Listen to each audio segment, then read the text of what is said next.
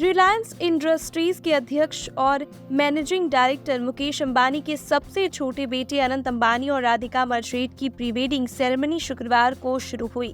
अनंत अंबानी और राधिका मर्चेंट की शादी भले ही जुलाई में है, मगर उनकी 3 दिवसीय प्री वेडिंग सेरेमनी शुक्रवार से ही जारी है।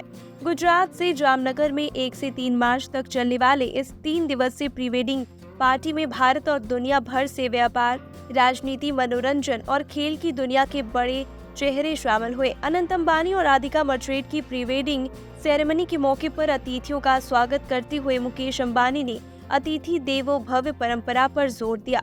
मशहूर उद्योगपति मुकेश अंबानी ने कहा, हमारे सम्मानित मित्र और परिवार, आप में से प्रत्येक को नमस्ते और गुड इवनिंग।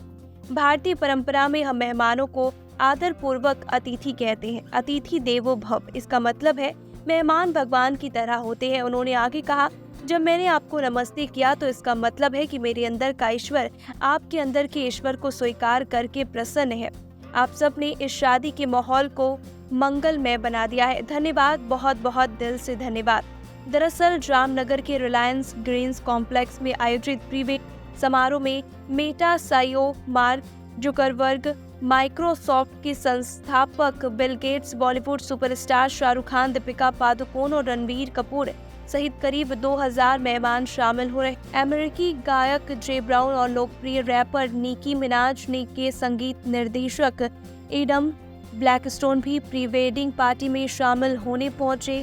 मुकेश अंबानी ने कहा, जैसे ही अनंत और राधिका जीवन भर की समझदारी की यात्रा की शुरुआत करेंगे, आपके आशीर्वाद से सौभाग्य की 12मासी फसल प्राप्त होगी, जिसकी प्रचुरता कभी कम नहीं होगी। उन्होंने कहा, आज मेरे पिता धीरू भाई भी स्वर्ग से अपना खूब आशीर्वाद दे रहे हैं। मुझे यकीन है कि वह दोगुना खुश होंगे, क्योंकि हम जामनगर में उनके सबसे दुलारे पोते अनंत के जीवन के सबसे खुशनुमा पल का खुशी मना रहे हैं। उन्होंने कहा, जामनगर उनके और उनके पिता के लिए कर्म भूमि बन गया है और यह एक ऐसा स्थान है जहां उन्हें अपना मिशन, जुनून और उद्देश्य मिला। उन्होंने कहा, जामनगर पूरी तरह से बंजर भूमि थी।